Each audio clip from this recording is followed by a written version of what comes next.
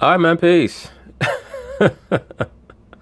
It seems as though the liberal sports media is finally getting closer and closer to having the courage to acknowledge what I've been stating about LeBron James for a long time now. That although he is an all-time great player, yes, he is chemically enhanced, allegedly, and possibly even biologically enhanced or genetically enhanced. Who knows? But that's a whole nother level. Anyway, Christine Leahy is going to relay a report that has been written by Mr. Brian Windhorst. For those of you who don't know, Brian Windhorst is a reporter with ESPN who has made his bones by following around LeBron James since LeBron was a high school phenom. Brian Windhorst reports that basically LeBron James has a biochemist on his payroll. Anyway, they're going to talk about it. I'm going to chime in. And finally, this is the weirdest thing I've seen all day. I think you're going to think the same. And because you are fascinated with LeBron, I think you're going to like this. So he has on his staff a biochemist who happens to be a former Navy SEAL, which doesn't surprise me. It seems like he'd be the kind of guy who'd make big investments in his health.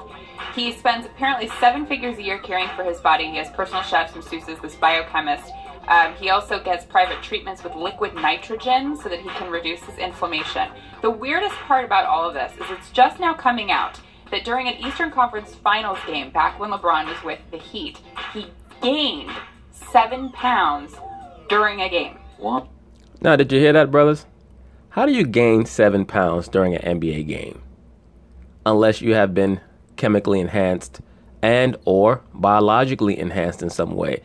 You ever see that movie, Universal Soldier? I believe that Jean-Claude Van Damme was in one. And I also believe that even Kurt Russell may have been in another one.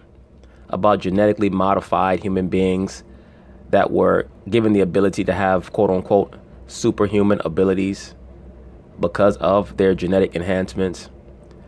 I touched on this a long time ago in a video pertaining to LeBron James. One of the terms that is used for MK Ultra monarch butterflies or monarch children that have been put through what they call quote unquote athletic enhancements is chosen ones. Just in general, many monarch butterflies are given the term chosen one. It is what it is. For me, just in my honest understanding from what I know in researching the MK Ultra monarch butterfly program, many of these more affluent entertainers that you see that come from homes where they don't know who the father is or they were raised in a foster home, that's a red flag for me. That's why I always highlight Mr. Colin Kaepernick. Why? I don't get it either. That's why this is the craziest thing. Usually, I don't think that there's much to get. And I think that you do get it, Miss Christine Leahy. That's why you highlighted that he has a biochemist on his payroll. Usually you would lose weight, especially if it's water weight, if you're sweating a bunch, with the amount of cardio that he's doing. Exactly. That's always been my point. You're 6'8", 260 pounds. You have about 15 more pounds of muscle than you had in your 20s with no increase in body fat percentage.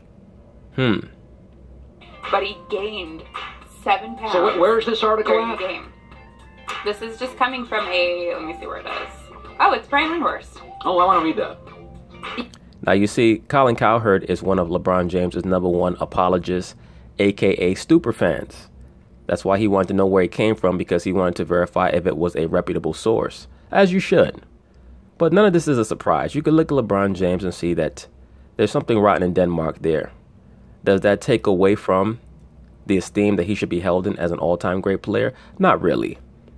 But what being chemically enhanced does is it most likely raises him up a few notches on the all-time great totem. Yeah, it's really... Allegedly. Interesting that he would gain 7 pounds. I just don't know how you do that. And Windhorst doesn't have an explanation either. He said players were in the locker room, they saw it happen, it wasn't a scale malfunction, he just get same outfit. Maybe it was a sweat, like a heavy jersey, but... What heavy jersey puts on 7 pounds? Let's knock it off. But he's doing something. Good. We already know what he's doing, Miss Christine Leahy. You know, let me rewind it back. Now I'm going to play this entire report without interruption, just so that you guys can hear everything in context. And finally, this is the weirdest thing I've seen all day. I think you're going to think the same. And because you are fascinated with LeBron, I think you're going to like this. So he has on his staff a biochemist who happens to be a former Navy SEAL, which doesn't surprise me. It seems like he'd be the kind of guy who'd make big investments in his health. He spends apparently 7 figures a year caring for his body. He has personal chefs, masseuses, this biochemist. He also gets private treatments with liquid nitrogen so that he can reduce his inflammation. The weirdest part about all of this is it's just now coming out that during an Eastern Conference Finals game, back when LeBron was with the Heat, he gained 7 pounds during a game. Why? I don't get it. I don't get it either. That's why this is the craziest thing. Usually you would lose weight, especially if it's water weight, if you're sweating a bunch, the amount of cardio that he's doing, but he gained 7 pounds. So where's this article during at? the game. This is just coming from let me see where it is. Oh, it's Brian Windhorst. Oh, I want to read that.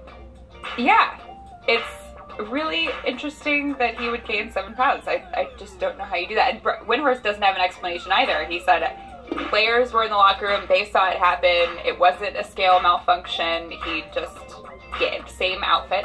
Maybe it was a sweat, like a sweaty jersey, but he's doing something. Good stuff, Christine, with the news. Yes, great stuff. Not good stuff, great stuff. It's only a matter of time before a lot of the real information pertaining to not just LeBron James, but many of these athletes comes out of the woodwork. Many of LeBron James's fanboys come on my channel and they claim you quote-unquote hate LeBron James. My channel is not about love or hate, it's about the truth. Like someone asked me in the comments, do I believe that Michael Jordan ever used any performance-enhancing drugs? I state, I don't know. Who knows? It's possible. Particularly in the 95-96 season, for those of you brothers who are old enough to remember, Jordan did put on an increased amount of musculature on his frame for that one season. But then he quickly took it off for the next season because he stated that it was too much muscle, and it resulted in him having an issue with his knee in the NBA Finals, which is one of the reasons why he performed kind of poorly for his standards in the 96 Finals, because of all the added musculature that he had on his frame. Over the course of the season, it started to wear down his lower body.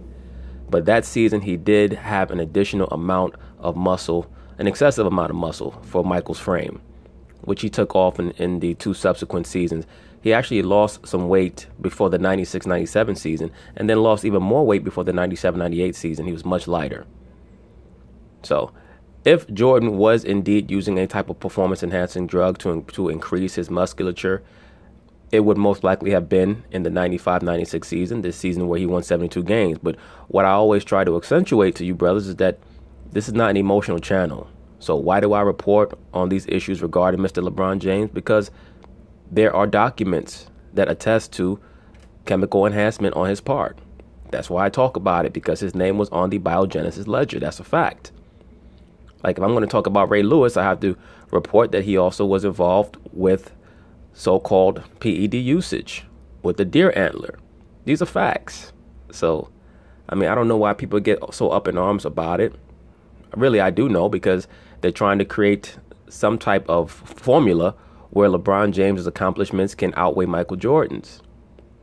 And that's just not going to happen. What people talk, oh, well, they all use Magic Johnson, Larry Bird, Michael Jordan. No. If you can provide a list or documentation where we have some type of verifiable data or, evidence per se, then sure, we can go there. But just suspicion, no, I can't just go by suspicion. Because if I was going to tell you who I'm suspicious about, then I could name a whole bunch of guys. But a person like LeBron James is kind of obvious. Like Dwight Howard, it's kind of obvious.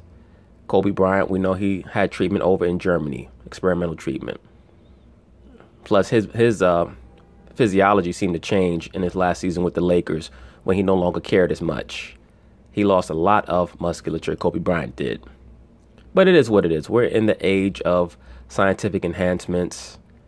LeBron is still an all-time great NBA player, no matter what. But I do believe that the media is getting closer and closer to being forced to acknowledge that there is a lot of Frankenstein in Mr. LeBron James. But anyway, peace.